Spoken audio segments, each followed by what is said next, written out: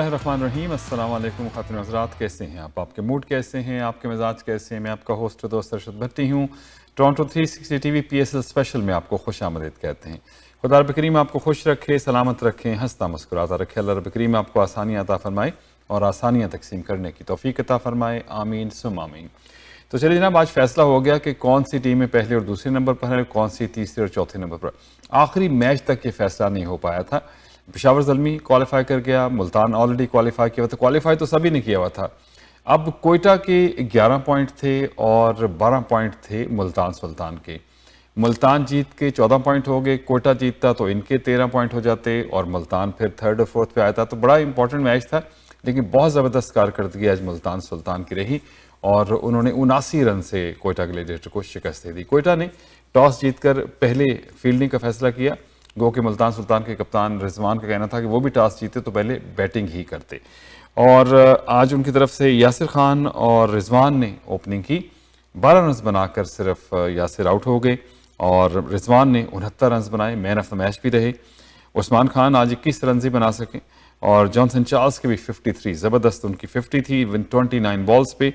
और इफ्तिखार अहमद 20 रन बनाकर not out रहे और 8 बॉलों पे तैयब ताहिर ने 3 रन बनाए, 7 एक्स्ट्रा थे। 185 फॉर 4, अच्छा स्कोर था 185 फॉर 4। लेकिन उससे पहले इस्लामाबाद यूनाइटेड ने जब 228 जब चेस कर लिया था तो ये मामला तो रहता ही था और दोनों के लिए चांसेस थे। जो भी जीता वो, क्योंकि इनके 11 पॉइंट थे कोयटा ग्लेडिएटर के, इनके 13 हो जाने थे और वो 12 पे रह जाने थे, तो फिर थर्ड पोजीशन पे आ जाने थी।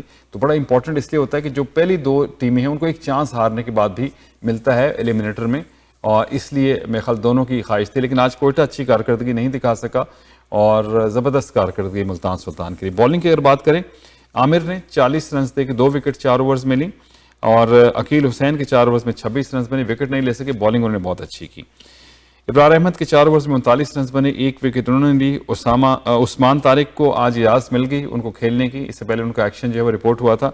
उनके 4 ओवर्स में 38 रन बने, वो कोई विकेट नहीं ले सके।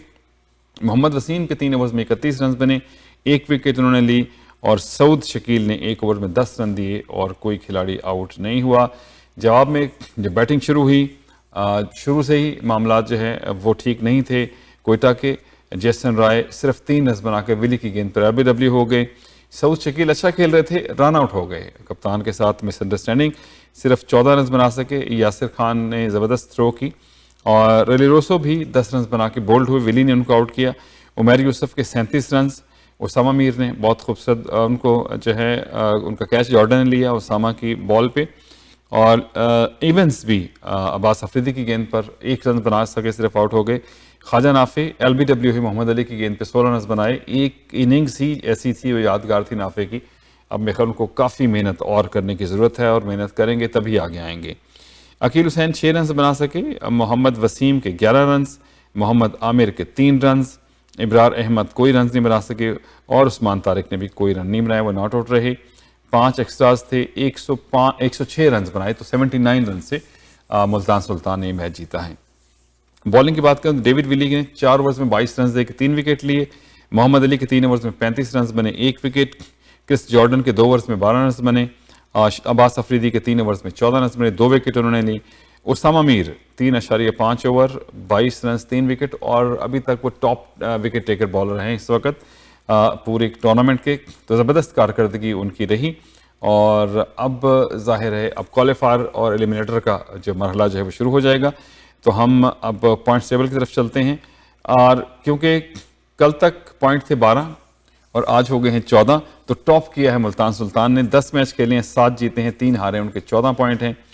पेशावर ज़ल्मी के 10 मैचेस में 6 जीते हैं, 3 हारे हैं, उनके 13 पॉइंट हैं। तो ये 2 टीमें जो हैं ये फर्स्ट एंड सेकंड आई हैं।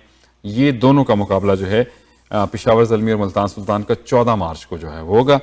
थर्ड नंबर पर इस्लामाबाद यूनाइटेड हैं, उनके 11 पॉइंट हैं और कोयटा के भी 11 पॉइंट हैं। 5-5 मैच जीते हैं, 4-4 हारे हैं, लेकिन रन रेट जो है इस्लामाबाद का ज़्यादा है, लेकिन ये मैटर नहीं करता है। अब फर्स्ट एंड सेकंड में से जो जीतेगा, थर्ड एंड फोर्थ में जीतेगा, जो जीतेगा फर्स्ट मतलब मुल्तान सुल्तान और पेशावर ज़ल्मी से जो जीतेगा वो फाइनल के लिए क्वालिफाई कर जाएगा।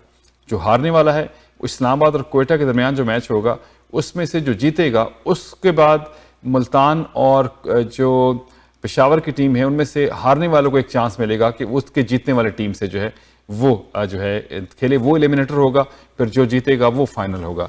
तो अगले मैचेस जो हैं 14 मार्च को, अब कल रेस्ट डे है, 14 मार्च को पेशावर ज़ल्मी और मुल्तान सुल्तान के दरमियान जो है क्वालिफायर खेला जाएगा।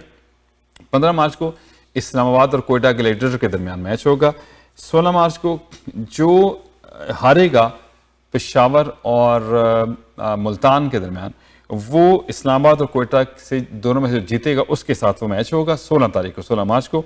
और फिर इनमें से जो जीतेगा वो पहली दो टीमों के दरमियान जो मैच होगा, जीतने वाला होगा, उसके दरमियान फाइनल जो है वो 18 तारीख को जो है वो कराची में खेला जाएगा। तो ऑलमोस्ट तभी तमाम चीज़ें क्लियर हो गई हैं। अब 4 टीमों में से ही किसी ने जीतना है, कोई भी टीम जीत सकती है, कोयटा भी जीत सकती है, सारी टीमें ही अच्छी हैं। जिस दिन मैच हो रहा था उस दिन जिसकी कारकर्दगी अच्छी है वो ज़बरदस्त कारकर्दगी आती है, लेकिन मुल्तान ने ओवरऑल जो है सबसे ज़्यादा मैच जीते हैं और उनकी बैटिंग बॉलिंग दोनों ही बड़ी मुतवाज़न हैं, तो उनके भी चांसेस हैं। और इस्लामाबाद के भी, और पेशावर ने अब पहले मैचेस के बाद में बड़ी ज़बरदस्त कारकर्दगी दिखाई है। तो हम किसी को ये नहीं कह सकते कोई टीम जो है वो कमज़ोर है, कोई मजबूत है, लेकिन कॉम्बिनेशंस के हवाले से देखें तो मुल्तान की टीम बेहतर नज़र आती है। तो लेट्स सी क्या इस दफ़ा वो टूर्नामेंट जीत सकती है या नहीं। शान मसूद कहते हैं कि तवक्को के मुताबिक परफॉर्मेंस नहीं दे सके, हमारे कुछ खिलाड़ी अहम बीमार हो गए, 3 मैच उसमें चले गए थे, तो इसकी वजह से वो मैं अपनी कारकर्दगी मेरी दुरुस्त नहीं रही। तो लेकिन वाकई उनकी कारकर्दगी ऐसी रही है कि अब सोचना पड़ेगा, फ्रेंचाइज जो है उनको भी सोचना पड़ेगा कि इनके साथ क्या करना है, और पाकिस्तान क्रिकेट बोर्ड को भी सोचना पड़ेगा कि क्या सूरत हाल बनती है। आप एक दफ़ा देखा होगा कि शादाब और शान मसूद थोड़ा सा उलझ रहे थे एक मैच के दौरान एक दूसरे के साथ, तो उनसे पूछा गया क्या था, तो वो कहते मैं रिव्यू लेना चाह रहा था। तो शादाब ने कहा कि टाइम खत्म हो गया, तो मैंने कहा कि तुम खेलो, अंपायर ना बनो। बहरहाल दोस्ती यारी में ऐसी बात वहाँ ग्राउंड में होनी तो नहीं चाहिए, लेकिन क्या कीजिए, ये इस किस्म का जब आप डिप्रेस होते हैं, हार रहे होते हैं, तो ज़ाहिर रिएक्ट जो है इंसान थोड़ा सा एंग्री होता है, करता ही है। अच्छा सर, अगले साल जो IPL और PSL के जो शेड्यूल है उसमें थोड़ा सा टकराव होने जा रहा है। आई डोंट नो कि उसके ऊपर अब क्या 2-3 विंडोज़ हैं, बताया गया है कि उसके मुताबिक अगर खेलेंगे तो शायद कोई बन जाए, लेकिन ज़्यादातर आपको पता है कि IPL जो है वो बहुत ही एक ऐसी ब्रांड है, दुनिया के बहुत अच्छे प्लेयर जो है उसमें खेलना जो है पसंद करते हैं। तो अब क्या सूरत हाल बनेगी, कौन किसके साथ मज़ीद कौन कौन से प्लेयर्स आएंगे नहीं आएंगे, क्योंकि बहुत अच्छे प्लेयर्स जो हैं वो IPL में जा खेलते हैं। मैं इसकी डिटेल थोड़ी सी पढ़ रहा था, तो मैंने कहा मैं चलने थोड़ा सा आपके साथ उसको मैं शेयर कर लेता हूँ। अच्छा, अब इसमें अगले साल जो है 3 विंडोज़ जो हैं पाकिस्तान क्रिकेट बोर्ड जो है उस पर गौर कर रहा है। मौजूद 3 विंडोज़ अप्रैल और मई के दरमियान होती है, और मार्च में चैंपियंस ट्रॉफी की वजह से PSL के मैचेस जो हैं उसकी विंडो नहीं मिलेगी। चैंपियंस ट्रॉफी से पहले फरवरी में 3 हफ्ते की विंडो निकालने पर भी गौर हो सकता है, वो भी हो जाए तो बेहतर है। और फरवरी 2025 में न्यूजीलैंड जुम्मन अफ्रीका से सह अफ्रीकी सीरीज़ की मेज़बानी भी पाकिस्तान को करनी है। तो PSL 10 की विंडोज़ में मज़ीद मशावरत अगले PSL काउंसिल मीटिंग में होगी। बेहतर है कि किसी के साथ टकराव ना ही हो, तो अच्छे प्लेयर्स जो हैं उस ज़रूर में आ जाएंगे। तो चलिए जनाब, आज का प्रोग्राम यहीं ख़त्म करेंगे, और अब 14 को जो है वो फर्स्ट क्वालिफायर है पेशावर ज़ल्मी और मुल्तान सुल्तान के दरमियान, उसकी डिटेल के साथ आप खिदमत फिर हाजिर होंगे। दुआ में रखिएगा याद, हौसला नहीं हारना, बल हौसला भी को हारने की चीज़ नहीं, ऑलवेज फॉलो योर हार्ट, क्योंकि सब अच्छे की आवाज़। स्टूडियो इंजीनियर तला भट्टी, अपने मेज़बान अरशद भट्टी को दीजिए इजाज़त। बशर्ते ज़िंदगी इंशाल्लाह अगले प्रोग्राम में आपसे मुलाकात होगी। अल्लाह हाफिज़ और सपोर्ट।